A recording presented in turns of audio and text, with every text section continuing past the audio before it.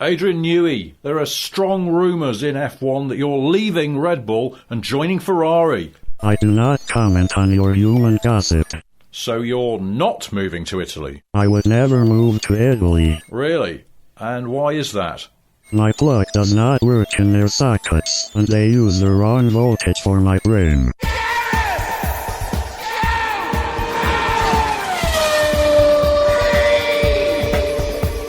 Hello and welcome to Gareth Jones on Speed for the first time in a little while, featuring the full lineup, including the brass section and the keyboards. Will you welcome, please, Zog? Hello. And Richard. Hello. I didn't hear them applaud at that point. You expect the audience to applaud. Which is which? Who's on keys? Let's go. I'm on keys. You're on keys. Yeah, I want to be on keys. Are you a brass or backing vocals? Can't play brass or No. strings. Oh, well. But I'll just make the tea. Hey, good job we're not here to do that, and we're here to actually talk about Formula One and other car-related nonsense, isn't it? Earlier on today, from our perspective, because we live in a different timeline to you, we enjoyed the Spanish Grand Prix in Barcelona, which Lewis won, putting him at the head of the championship. Hey. It was only a matter of time, Zog, wasn't it? Oh, yeah. You could see that coming a mile off. Lewis is looking on such terrific form. He's driving the best car. He seems to be mentally in great shape. We all had our money on him to win, didn't we? Yeah, it was not a sure thing, but as close as you can get in Formula One. Absolutely. Are we looking at born again, if I may use a Christian term,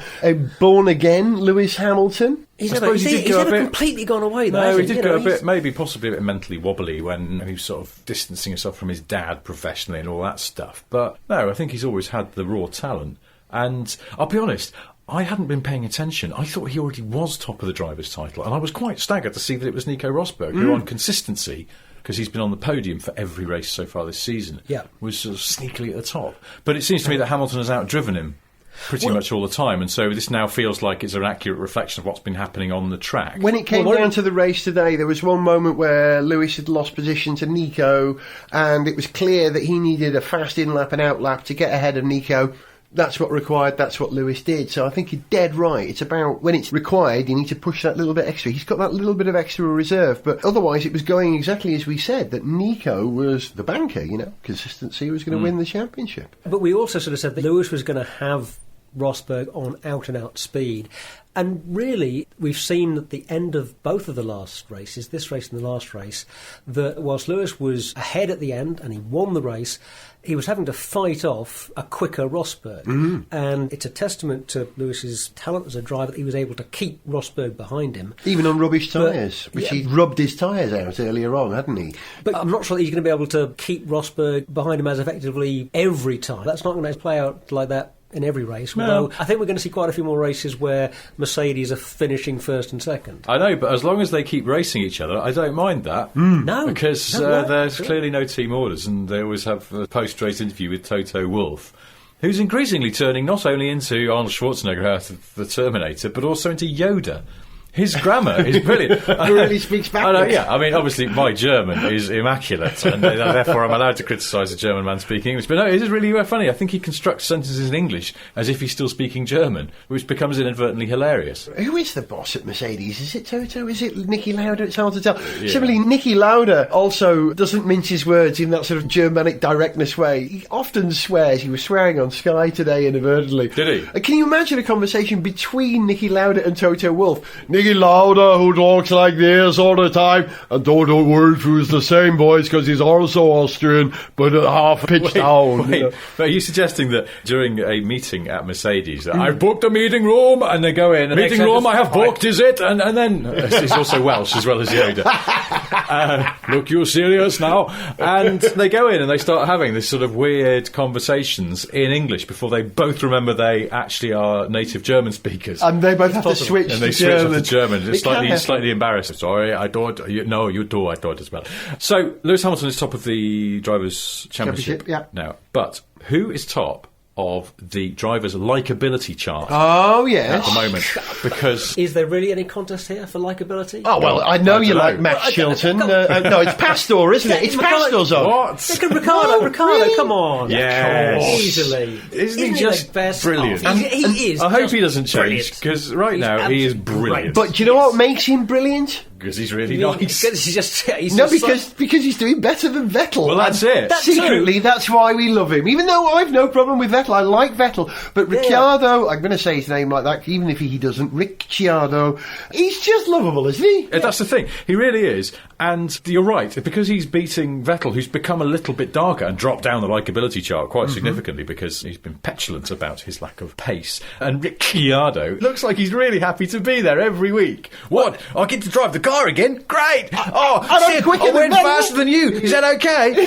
Why are you looking at me like that? Oh, wow, look, crisps! And he's just so cheery. It's wonderful. They say nice guys finish last, but they got Ricciardo, Vettel. Nice guys Ricciardo get being on as the podium. nice as they can, and he just beats him every time. So, given that Ricciardo is seemingly quicker than Vettel at the moment, what does that tell us about Mark Webber? That Mark Webber wasn't as quick as we thought he was? I'm going to be serious and say it doesn't tell us very much at all, because the cars are so different. There's just such a difference in the way that the braking is working this year that makes a really significant difference to comparing to it. So it doesn't say anything about Webber. Really? Really. Don't you think? I'm beginning to doubt. I really am. Always been very fond of Mark Webber. Yeah. I always thought he was very capable. He was always within a whisker of a whisker. I went a bit Mark there, or a bit Murray from Concords, actually. He was always within a whisker of Vettel, but could never really punch it to him on a consistent basis. And I think, given equal equipment, that's all you can measure them. And Webber and Vettel have the same equipment, and Vettel and Ricciardo have the same equipment. But cars that have certain characteristics, distinctive driving characteristics, can tend to favour one driver over another. Yeah. And it seems that one of the places that Vettel was getting a lot of his speed, apart from that he was very well able to drive the car's particular aerodynamic characteristics, the blown diffuser of the last few years. Apart from that, he was particularly good at driving that style of car.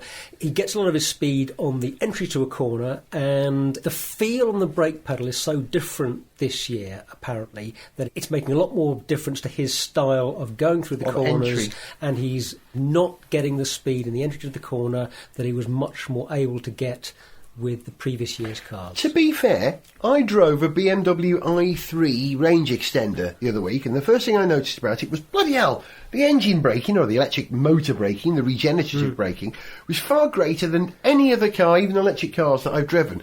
And I thought, this is going to be really awkward. But within 10 minutes of driving it, I'd adapted. Now, these are professional racing drivers. If they can't adapt to the slight difference, they're not as good a driver. Yeah, I absolutely agree with that. Yeah? And it may take some time, but the really good people, I think, are the adapters and the people who adapt the fastest. Right. Because that's the thing. The blown diffuser era, and they were playing tunes on that, weren't they, with all sorts of extra little bits where... Were they working the side? He was having to leave a trailing throttle, wasn't he? He was having to lift his foot off on the approach to keep the aerodynamics working. But it was said of Vettel that he was a very technical driver and did that better than anyone else. Yes. Vettel was superb at it, and Webber was struggling to use it to full effect. I suppose the real battle royale as well to solve this argument is we can see how Vettel was against Webber last season, how he is this season. But what about a Webber versus Ricciardo battle? Yeah. Which will never happen, but imagine one. Imagine one just to see. Battle of the Australians. Do it at Bathurst. Yes. Do it in V8 supercars at Bathurst. Just, that'll level the playing field. 2 Holdens. Have them both adapting to another car. Good idea. Yeah. And then we'll see. King of Australia.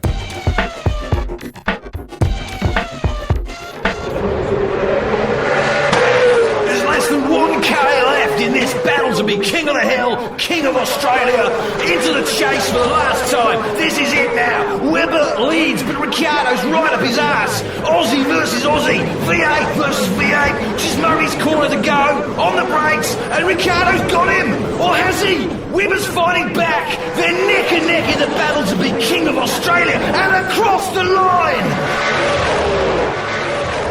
And the King of Australia is... Paul Hogan in a vest, as usual. Sniff Petrol with Gareth Jones on speed! I was talking earlier about born-again Lewis Hamilton, about how he's a much happier soul, but there were glimpses that he wasn't completely at peace with the universe today. His standings in the likeability charts They waver, don't they, Lewis? Actually lost points this weekend. Some of the things he was saying to Peter Bonington, who I believe was... mountaineer. Yeah, he was the first man to climb Everest. He's now operating as Lewis's race engineer. Some of the exchanges today, Bonington said, the rear tyres are cool, we're not sure if we're overprotecting them. And Lewis said, no, I already have oversteer. I'm not going to open up my diff. Where have you been the last few laps? Was something that Hamilton said at one point. Yeah, I remember that, yeah. How was the last lap? Was it too slow? There's a sense of insecurity, isn't there? Or of pressure. Yeah. The way I was reading was he was just really feeling pressure from Rosberg. You know, on the one hand, it looked like a pretty easy win. Yeah. You know, he starts on pole. He's got the quickest car. He wins the race. But by the last stint, he's got Rosberg practically on his back wing. Can't get away from him. And he's aware that Rosberg has the talent and has the car to challenge him properly. Yeah. And so if he thinks there's anything not quite right with his car, if there's even a hint that there's something not quite right with the air or with a set of tyres, then maybe he's starting to worry and think, well, this is going to let Nico in, and there's an interesting psychological battle going on between these two, I think, in that it struck me 2 races ago that in the immediate sort of post-race period when they were just getting out of the cars, and, you know, Nico, I thought, looked really defeated. When for the second race in a row, when he hadn't managed to make enough of an impression on Lewis, and despite being quicker than Lewis, that he just hadn't managed to actually make a pass. I thought he just looked to me like somebody who'd been psychologically beaten, and in that moment I thought, well, this really is going to be Lewis's year. Well, we said it beforehand at the start of the season, because Lewis had failed to match Nico last year, that Nico might have got his elbows out, installed at the team, and it would be difficult for Lewis. But to be fair to Lewis, he's shown that he can challenge Nico, who was established at the team with some strong German support. You'd expect Nico to get... favouritism is the wrong word, but to be understood better, perhaps. Although the team... the team Brits, it's a German badge, but there are an awful lot of Brits in that... It's based in Britain. It's what used to be Brawn. I have a theory, it may not be a popular one, that the secret to success in any part of the car world, whether it's motorsport or road cars, is British people managed by Germans. Because we're, as a country in Britain, I think we're ingenious and we're innovative and we can come up with all of these things, but we lack application.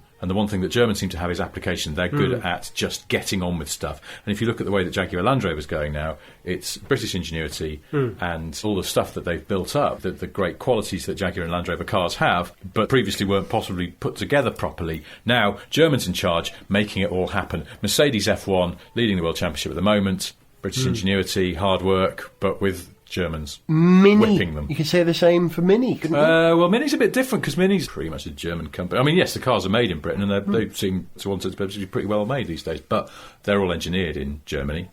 They don't do any engineering or design here. I think they should, because I think it would make the cars better. Because the Mini just keeps getting more and more over-designed to the point where I just want to vomit on it.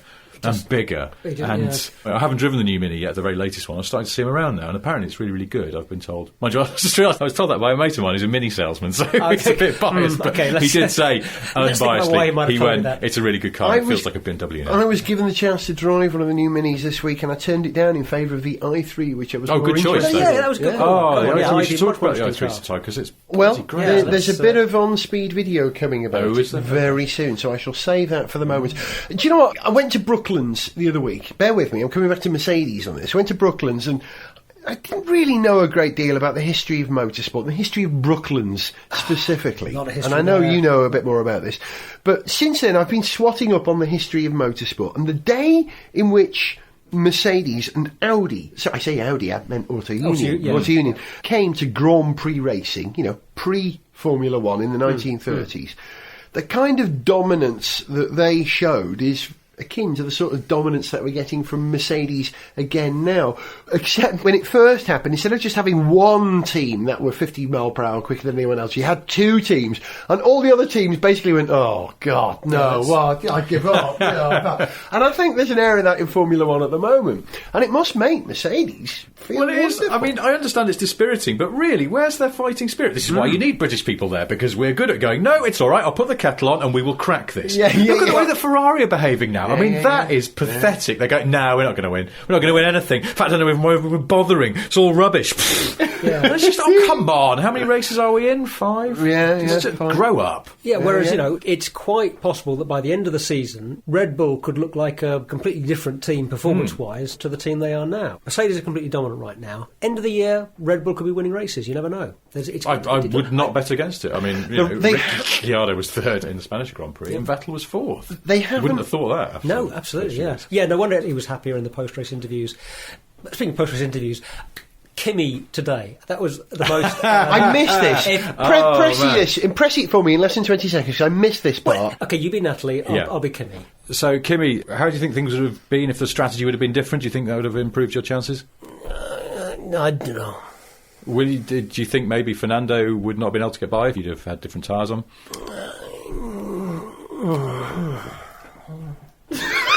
He wanders off. And then he wandered off. That was it, wasn't it? I think I got the questions wrong, but the gist was correct. Exactly. And Zog's impression was absolutely spot on. Wow. That's all he said. And then he wandered off. And he did wander off as well. Really? He didn't storm off. He didn't walk off. He just meandered out of shot. Beautiful. In a wonderfully nonchalant, do I give a manner.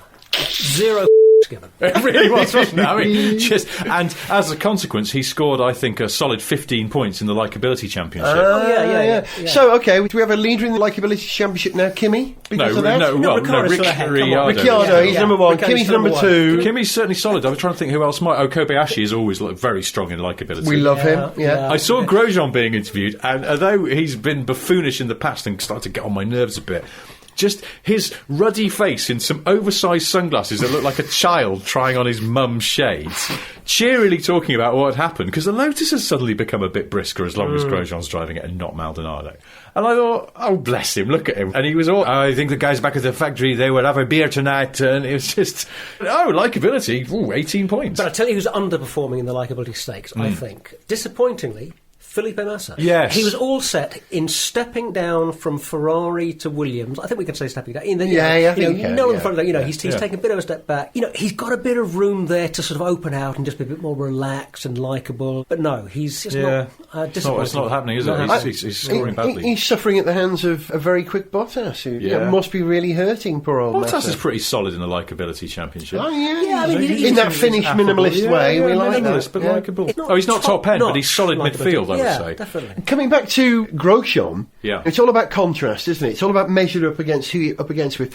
When Grosjean looks dependable, yes, because of the they're level to bring the car of home competence compared by Pastor Maldonado. That's why they hired Maldonado. That's how desperate. Yeah, They wanted to exactly. make Grosjean look good.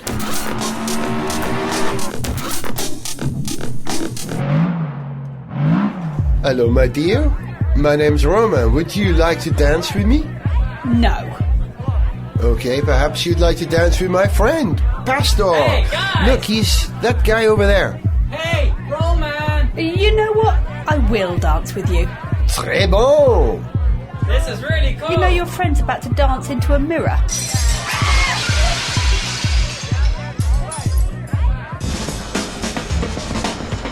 Gareth Jones on speed. I know he's done this for a while, but I was watching an interview with Bernie Eccleston on TV again today, and he's still doing it. Whenever anyone asks him a question, usually Brundle, of course, Bernie moves his mouth at the same time. Have you noticed? Bernie's almost... Does he? Yeah, as if he's having to say the words in his head to understand what... Have you noticed this? Now that you mention it, yes, I think I had. It's a bit odd. But I just have put him down to, in a way, of him being a bit old and doddery, just a bit... Do you think he's doing that in court as well? That's going to really wind the judge up, isn't it? He's going to do whatever he can to not get convicted of the things with which he's charged. He's making jokes, isn't he? Unless what he's doing, and we don't know this because Brundle's got the microphone, is that Bernie is just repeating it back in a silly voice, and he's therefore psychologically undermining interviewers. So they're going, Bernie, how do you feel about it? How do you feel about it? Yes, Martin, I think it's... And we don't know that bit. He's being really mercilessly cruel. It's as logical as any theory we could I'm not polish. suggesting that for a moment Bernie Eccleston is mercilessly cruel in it. The other thing I was going to point out today was a new abbreviation I learnt today. BBAL. B-Bal. BBAL. B-Bal. B-Bow. Break bounce. BBAL? You know what BBAL is? Brake balance. Brake balance. Oh, Yeah. no, it's not one of these things that commentators are going to start saying, is it? Well, it was something that was overheard between the It's on the communication. engineer. This has Between the just Bells and reminded me of something. In the after-race interview with Jenson Button, he was talking about how he pitted. He was trying to get past the forced injury. He said, so I pitted early to try and do, well, I guess what you guys would call the undercut to the interview. And I thought, hang on, you guys, so what? The teams don't say undercut. This is just some drivel that the commentators have come up with. We thought, when the commentators referred to undercut, that they were using insider language. Yes, They had some which insight they into do what's going like on to do in a understanding. slightly annoying way. I'm getting a bit bored of this They're now, because making it's it almost like it is that sort of, oh yeah, we've picked up some new lingo from hanging around with the guys at the teams. Yeah. So it's that way that the legal profession, medicine, things like that, because they're steeped in a great tradition and a long history, they have their own language, and sometimes it's even Latin. It's a barrier to entry, so they can sound cleverer. Yeah, But although- newer professions sort of invent their own code to make themselves exclusive. And I mean, television, as we know from all working in it, is terrible for acronyms and lingo, but I think they do it in all manner of things as well. That's certainly true. Although, to be fair to the medical profession, they do have some fairly good reasons for having very particular, very precise language about Yes. some things. When I would say, well, I had a bit of a bruise, or I had a bit of a mark on my arm. You know, the doctor, they need to know that So you little don't- red thing. Is you that don't want to go to a doctor who goes, contusion now or a it rash or seems a- like you may have damaged your, the thinky thing. the squidgy thing on the inside of your bony bit that's on top of your neck. Your head bone. This is what we doctors call the funny bone. If you heard that, you'd worry. Yeah. Hang on a minute. But Now, be wait, connected head bone's to the connected to the neck arm bone. But B-Bal struck me as being very much kind of street rap shorthand. Yes. Like we got K-Mag for Kevin Magnussen, B-Bal for brake balance.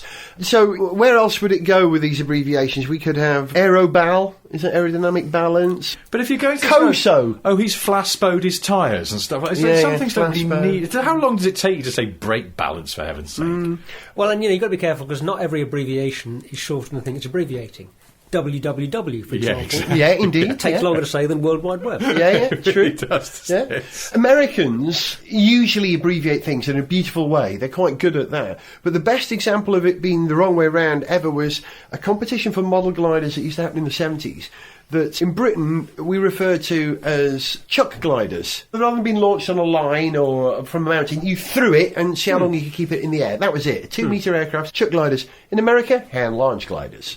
No abbreviation. Hand launch gliders made it longer. HLGs? HLG, that's exactly Was right. it? Yeah, exactly right. Because my wife's American, she does do abbreviations like OJ. I don't think anyone in Britain said OJ until about 1994. When he went to Until we court. No, Yeah. not him. I mean, the orange juice. But yeah. And my wife sometimes says Hocho instead of hot chocolate. Hocho? Yeah, I know. See, It's just incomprehensibly strange. Something about the Vietnam War or something. No, like that. no, yeah, Ho Chi Minh Ho Chi City. Minh. That was a really warming. We had marshmallows. Ho Chi Minh Trail. But then I started doing in the run up to Easter, and then hot cross buns started appearing in supermarkets, and I love a hot cross bun. But I started calling them Ho Cro Bees, which I imagined. In fact, in my head, I made a whole little Ho Bees. Ho Cro Bees. Ho Cro Bees. Ho Cro Bees. Ho Cro Bees. Those are the next bees that are kind of, once the current generation of honeybees have been killed out Yeah. by conifers, the Ho Cro bees are going to take over. I've just realised as well, because I also really like Christmas pudding, but I might start calling it creepoo. Don't do that. No, I probably won't. No. Should we get back to motorsport? Or loosely... Mospo. Yeah. Which branch of Mospo? Did you notice on the podium today, during the prodigious champagne swilling and spraying that went on, I have never seen such professional champagne squirting, as went on today. Honestly, I reckon Mercedes are being so thorough in their preparations at the moment that they have a simulator whereby they can practice the champagne squirting. Are you referring to the modelling it. volume of champagne that Nico managed to squirt onto Lewis? It was His really, whole really face, revealing, wasn't it? while he was Did drinking, a his right whole old- face. Yeah, that was. I was expecting him just to then turn the bottle around and club him round the back of the head, because that really was a bit of a giveaway as to his It's mental only a state. matter of time. And how do you reckon Nico feels about Lewis's hair at the moment? Seen Lewis has got a new haircut. Have you seen? Yes. Tufty. It's Remember a bit- Tufty, the road safety squirrel? You don't, do you? It's not I his do. best Tufty look. Club. I'm just thinking it's not Lewis's best look, I think. Frankly, a closer crop suits him rather well. I've often thought about this. If I was a racing driver, I think I'd go for a crop, because then when you take your helmet off, there's something you don't have to worry about. If you're that vain, Sweaty which hair clearly I am. all over the But place. If I could grow a full afro and I was a racing driver, I'd have an afro. oh well, yes. Because if you took the helmet off and it just went, whang, That would be a special that would effect. be superb. Although, would it not then take ages to get it back in again? Yeah, at the squash start it of the in. race. But it would be great impact back protection as well in the event of a crash. You know, it would give you that extra moment defence that you need, perhaps. No, I don't know. I don't know the strength of hair. I haven't measured it. I don't know what to tell you here. I believe there is an FIA crash structure test that can be applied to it. I'm sure he's done some computational hair dynamics on it. And still staying with Lewis and Mercedes, because it's all about them at the moment. The season is basically the Mercedes single make series at the moment, right? If Lewis wins the championship this year, Zog, odds, what would you say the odds of Lewis winning? What's a big number odds-wise? 3-1 on? 3-1 on. Pretty good bet then. Do you want to Pretty pay good. tax on that? I never understood that. I always pay my tax. I never understood that. I very rarely put bets on, if ever, but when I have been into a bookie, it's usually the Grand National, and they go, do you want to pay tax? And I'm always flummoxed by that question. They thought you were a member of Take That, you see. They thought I was Bernie Ecclestone. Yeah, it was the Manchester accent. But if I said, if Lewis wins it this year, it will be 6 years since he won his first World Championship, 2008. That was it, wasn't it, when Lewis won? Yeah, it was I believe so, yeah. Button 2009, Lewis 2008, yeah. Now, Lauda is running the Mercedes team, vaguely, at the moment. There was a 6-year gap. Who's running the Mercedes team? Nicky. Oh, Fall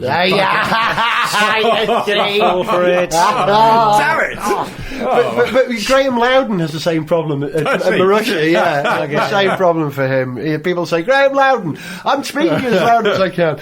Nicky had a 6-year gap between his second and third championship, is that right? His second one was 79 for Ferrari, wasn't it? No, 77 and 84 were Lauda's last two championships. First one, 75, 77 and 84. Villeneuve winning 79. No, 79 were... Villeneuve never won? No, it was... Who am I thinking of then? Not him. No. 79 would have been Alan Jones, wasn't it? No, it was... We're hopeless, we don't We're know. not very good at this. No, we don't know this off by heart. It was Ferrari that was in 79. Go on, look it up now. Go on, find out. Fast. I've got a mate. You know Stephen Slater, who edited the first on he's video? incredibly good at remembering these by the years. He can recite every Formula One world champion in order from 1950 to the present date. No way. Yeah, and he can do it. He'll just reel them off. I can barely remember who won the race whilst I'm watching it. Well, you wouldn't know while you're... I did know this, I think. Jodie Scheckter. 79. Because I was just talking about Jodie Scheckter with someone the other day. His range of farm produce. Yeah, we have He's excellent range of farm Joe products. Scheck. It's very good. Although some of his science is a bit spurious, isn't it? We had a conversation with Jodie Scheckter about the produce that he puts into his land and how it improves the food, and it was a bit wishy-washy, wasn't it? Well, no. He has an organic farm and uses a lot of biodynamic stuff in his farming. Yeah. And when we met him a couple of years ago, we were starting to talk about this, and I was interested in this because I'm extremely sceptical about biodynamic stuff, which I have read a little bit about, and also about the benefits of organic farming. So we were talking about this, and I would like to have actually been able to go into even more depth than we got into, because it struck me that, to sum it up, I'm totally sceptical about a lot of the supposed benefits of organic food, because they don't give any more nutrients, they're not actually any better for you, and unless you're paranoid about pesticides, which you shouldn't be, there's no real reason to buy the organic stuff.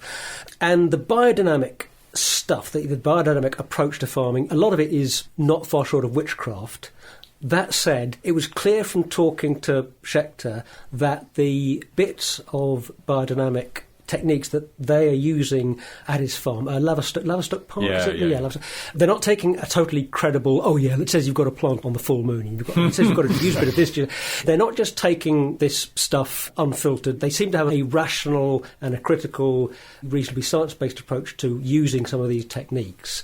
So I was less sceptical than I was at the start of the conversation about the use of biodynamic stuff. Fair enough. But And also, he he was the Formula One world champion in 1979. So we talked about that stuff as well, but Alan Prost likes osteopaths. A lot of these F1 drivers, they love their idiotic things. Richard, are you in my head? I was about to say next week Jodie Scheckter on the subject of tarot cards and astrology. Don't get me started. Oh no, it's Carlos Reutemann. He's going to start talking about homeopathy. Exactly. You've been listening to Zog. He's applying a poultice of herbs. Go away. Richard Porter. Goodbye. And me, Gareth Jones, here for another Gareth Jones on some vague nonsense. Yeah, that'll do it. See ya. To send us an email, see pictures, get song lyrics, join our Facebook fan site, follow us on Twitter, or to find out about sponsorship opportunities, go to garethjones.tv. Gareth Jones on Speed is made in London by Whiz Bang. Gareth Jones on